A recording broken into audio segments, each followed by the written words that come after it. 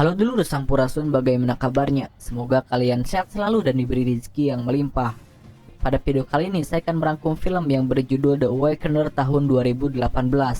Oke lah dulur, tanpa panjang lebar lagi, kita langsung saja ke filmnya.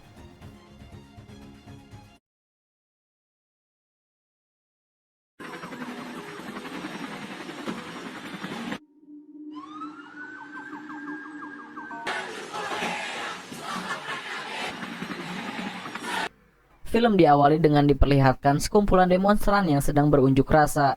Mereka semua berbaris bersama menuju balai kota, tempat di mana gubernur berada. Ternyata gubernur menjadi tersangka atas kasus penggelapan uang beras Bulog.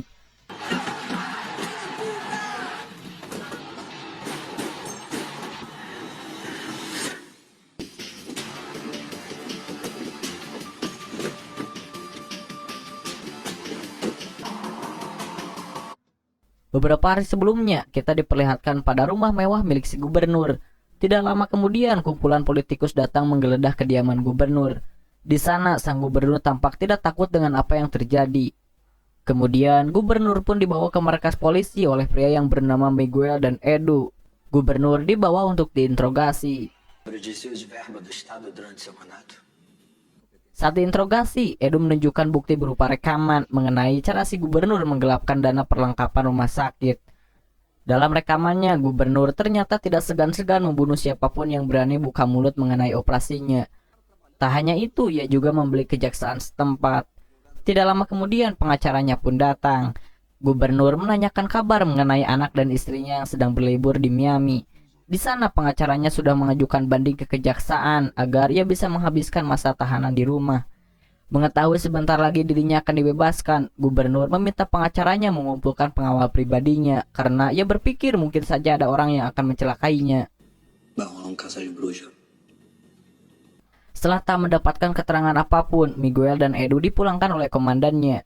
Sesampainya di rumah, melihat anaknya tertidur di sofa, Miguel kemudian memindahkannya ke kamar tidurnya. Sebelum tidur, anaknya mengucapkan kata selamat atas kerja keras ayahnya menangkap para koruptor. Irado. Keesokan pagi, sebelum anaknya dijemput mantan istrinya, Miguel berencana mengajak ia menonton pertandingan bola. Tak lama setelah itu, mantan istrinya pun datang dan membawa anaknya pulang. Scene berlanjut ke dalam kantor. Di sana Miguel mendapatkan kabar mengenai divisinya yang akan dinonaktifkan dan kini hanya tersisa 10 dari mereka. Bukan hanya itu, kasus gubernur akan diserahkan pada kepolisian militer. Miguel yang sudah berbulan-bulan menginvestigasi kasus gubernur, lantas ia pun tidak setuju dengan keputusan komandannya. Akhirnya Miguel yang merasa kesal pun harus meninggalkan kantor, diikuti beberapa karyawan yang dinonaktifkan. Lalu Edu mengingatkan Miguel mengenai janjinya menonton bola bersama anaknya. Di tempat lain ternyata anak dan mantan istrinya Miguel ternyata sedang menunggu kedatangan Miguel. Walaupun sedikit terlambat, Miguel dan anaknya segera bergegas menuju stadion bola. Sesampainya di pintu masuk stadion, Miguel dan anaknya memutuskan untuk berjalan kaki. Namun tiba-tiba, anaknya tiba-tiba ditembak oleh seseorang. Setelah di rumah sakit, perawat di sana segera membawa anaknya ke UGD dan meminta Miguel untuk menunggu. Tidak ingin tinggal diam, Miguel memutuskan untuk mengecek keadaan anaknya. Sepanjang lorong, ia melihat banyak pasien yang terbengkalai akibat fasilitas rumah sakit yang tak memadai. Bukan hanya itu, anaknya yang sekarat mengalami nasib yang sama. Ia dibuat bingung ketika melihat anaknya yang tak kunjung ditangani oleh dokter. Si perawat hanya bisa berbuat semampunya. Akibat kehilangan banyak darah dan lama tak ditangani, anaknya pun harus meninggal dunia. Beberapa jam kemudian mantan istrinya datang. Melihat Miguel tidak berbicara sepatah kata apapun, mantan istrinya hanya bisa meronta-ronta sebab tak kuasa menahan tangis. Setelah kejadian buruk ini, Edu sebagai sahabat sejatinya melihat keadaan Miguel. Ia mencoba membantu Miguel dengan mencari si penembak. Namun, Miguel tidak mengetahui di mana posisi si sniffer. Tapi di sana juga, Miguel bersikukuh bahwa kematian anaknya ini akibat fasilitas rumah sakit yang tak memadai. Dia yang tengah stres saat hari malam, tiba-tiba berhenti seketika setelah melihat siaran gubernur. Selama siaran, si gubernur mengumumkan pencalonan dirinya sebagai presiden, yang mana dalam kampanyenya ini ia berupaya meningkatkan anggaran kesehatan. Melihat kerumunan demonstran, Miguel memutuskan untuk bergabung. Namun saat di tengah demo, Miguel tiba-tiba menghampiri sekumpulan polisi.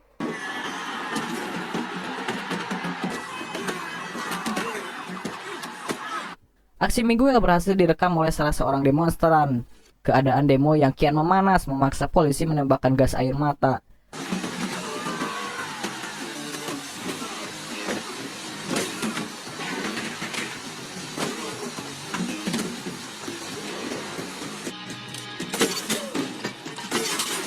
Setelah berhasil menyusup ke tempat si gubernur berada, Miguel langsung membunuh gubernur korup itu.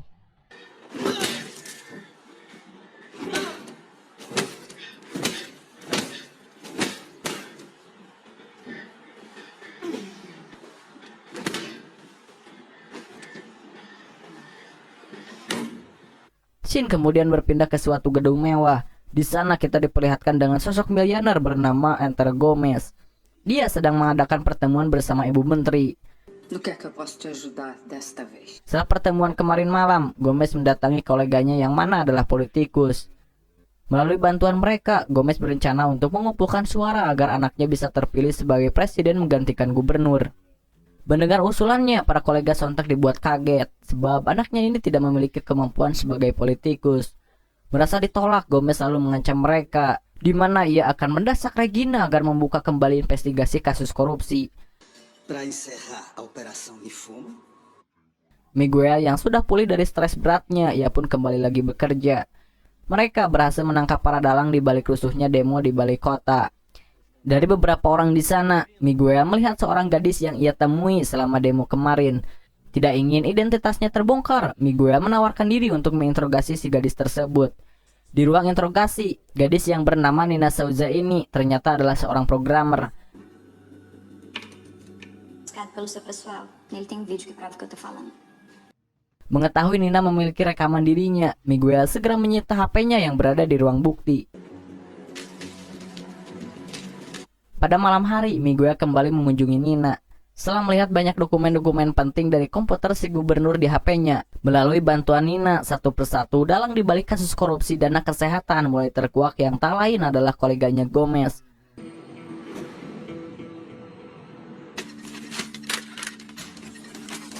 Tidak berlama-lama, Miguel mulai mengincar satu persatu para pejabat korup tersebut.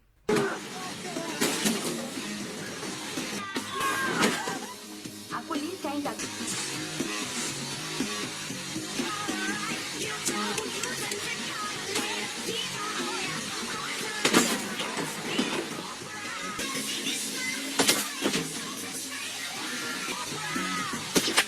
não identificado realizou os disparos.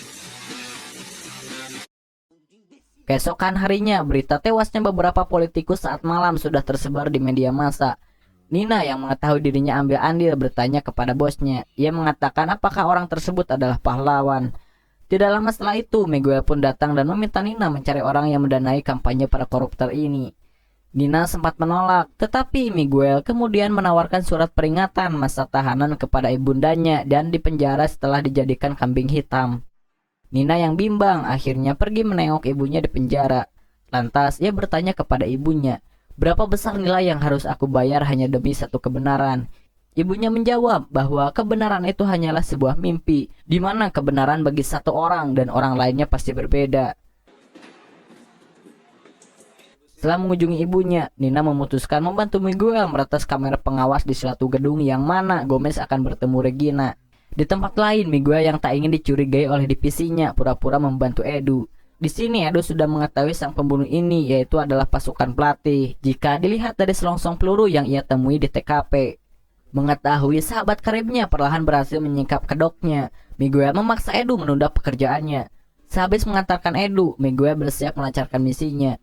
Di tengah jalan, ternyata Edu balik menghubungi Miguel. Ternyata dia berhasil mengetahui siapa orang yang akan diincar oleh si eksekutor berikutnya. Karena teleponnya tidak diangkat, Edu terpaksa memasuki gedung seorang diri. Sesampainya di sana, ia berpapasan dengan sang eksekutor.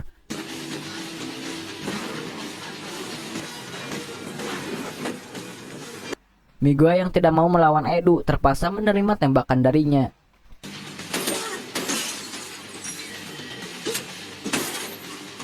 Melalui bantuan Nina, lukanya pun diobati olehnya. Mengetahui bahwasannya si menteri melakukan pertemuan rahasia dengan Gomez, Miguel sekarang mengetahui siapa orang yang telah mendanai dan membeli kursi-kursi parlemen. Di kantor, ia bersama Edu segera membuka investigasi pada si menteri. Di sini Miguel memutuskan akan menangkap si menteri agar pekerjaannya untuk membunuh Gomez akan semakin mudah. Tidak lama setelah itu komandannya pun datang. Dia seketika menghentikan usulan Edu dan Miguel dalam menginvestigasi menteri. Dan bagongnya, ternyata komandannya sudah disogok oleh si pengacara yang bekerja pada Gomez. Pada saat malam hari, Miguel berencana mengeksekusi Gomez. Di rumah Gomez, ternyata mereka sedang berkumpul dengan para pejabat yang memiliki pengaruh besar di masyarakat. Ketika mendengar rencana Gomez yang sudah matang, anaknya seketika pergi meninggalkan meja makan. Ditemani sang ibunya, anaknya ini menceritakan bahwasanya ia tidak siap untuk menjadi presiden.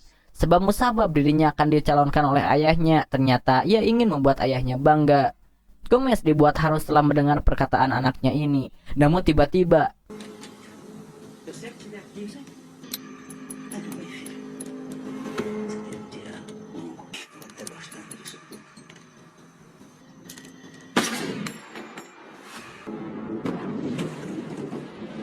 Miguel menembak anaknya.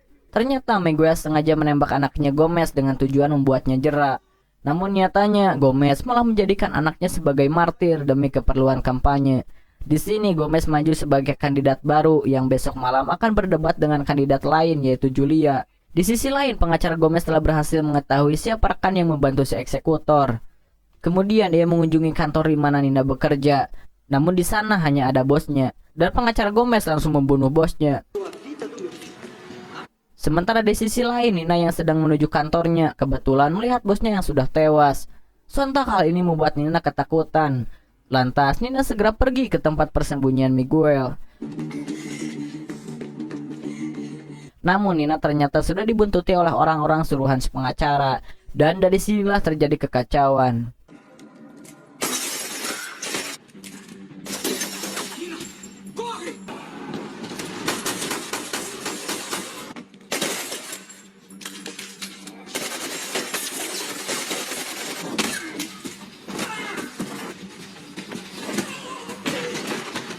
Si pengacara berhasil menjandera Nina, kemudian memberikan persyaratan kepada Miguel jika ia ingin Nina selamat. Miguel harus membunuh capres lain yaitu Julia.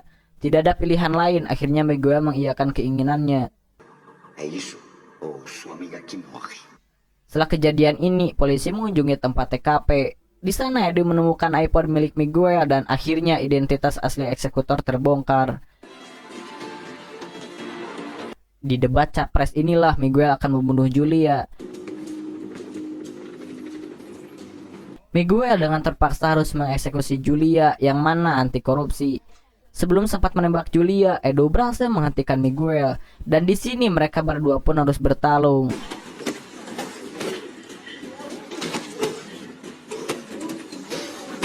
Walaupun begitu, mereka berusaha agar tak melukai satu sama lain begitu parah. Kemudian Edu menyampaikan agar Miguel menghentikan perbuatannya. Bagi Edu, Miguel saat ini tidak jauh berbeda dengan para koruptor, di mana mereka sama-sama berbuat sesukanya. Namun, Miguel sama sekali tak menghiraukan perkataan Edu. Lantas ia kembali menjalankan misinya. Siaran televisi seketika mati. Lalu si pengacara mencoba menghubungi rekannya yang ada di sana. Mengetahui si pengacara yang lengah, Nina dengan segera menusuk si pengacara menggunakan pecahan bola lampu. Dari serangan itu membuatnya terluka parah. Di sisi lain, Edu ternyata sudah mengamankan Miguel. Bukan hanya itu, ia juga mendatangkan mantan istrinya dengan harapan ia berhasil membujuk Miguel. Istrinya mengatakan bahwa anaknya di surga tidak akan bangga dengan perbuatan ayahnya. Wajar saja jika Tuhan mencabut nyawanya, karena itu lebih baik dibandingkan melihat dirimu yang sekarang. Eu nunca pensei que eu pudesse falar isso, mas...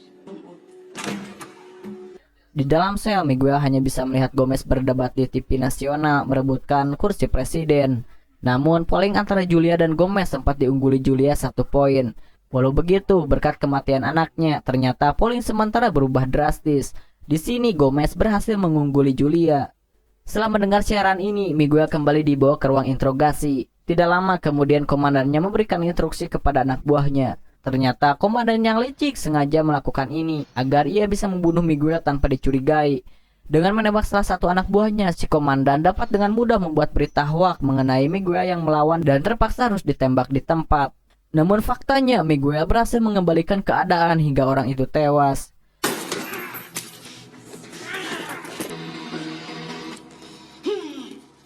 Mengetahui Gomez semakin dekat dengan kursi presiden, ia segera mengambil semua senjata dan amunisi yang ada di sana.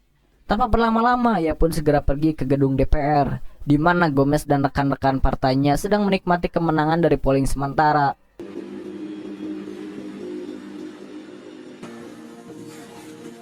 Gedung yang sudah dijaga ketat tak membuat Miguel gentar. Di sini ia dengan mudah melewati para penjaga.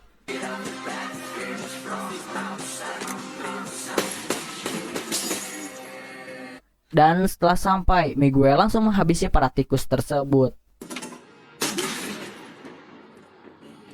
Setelah sekian lama, Miguel akhirnya bertatap muka dengan Gomez. Gomez mengatakan bahwa korupsi tidak akan mungkin hilang, karena itu sifat alamiah manusia yang serakah. Karena sudah muak, akhirnya Miguel menembak Gomez. Tembakan Gomez tadi ternyata membuat suara gaduh. Lantas hal ini menyebabkan banyak penjaga berdatangan. Tapi dengan segala persiapan, Miguel meledakkan bom yang sebelumnya ia pasang di dalam mobil yang ia bawa. Bom tersebut akhirnya berhasil menghancurkan satu gedung besar. Media langsung mengabarkan ledakan yang menyebabkan Gomez tewas. País onde tudo é difícil. Orang-orang yang melihat berita tersebut dibuat kaget, termasuk si pengacara yang tidak percaya bahwa Miguel bisa melakukan itu. Dá até pra pagar de vítima. Miguel também achava isso. Mas foi lá e fez do jeito dele. A gente não vai mais precisar de uma revolução. Di akhir film kita akan diperlihatkan seseorang yang berkostum seperti Miguel, di mana orang itu juga membawa senapan dan sepertinya ia akan menghabisi para pejabat korup. Di akhir film ini saya tidak bisa menjelaskan siapakah orang tersebut, apakah Miguel yang berhasil selamat ataukah Edu yang menggantikan posisi Miguel atau mungkin Nina kah? Dan mungkin ada orang lain lagi, tapi intinya orang tersebut akan menggantikan peran Miguel untuk memberantas korupsi dengan caranya sendiri. Oke lah dulur, dan film ini pun udahan bor.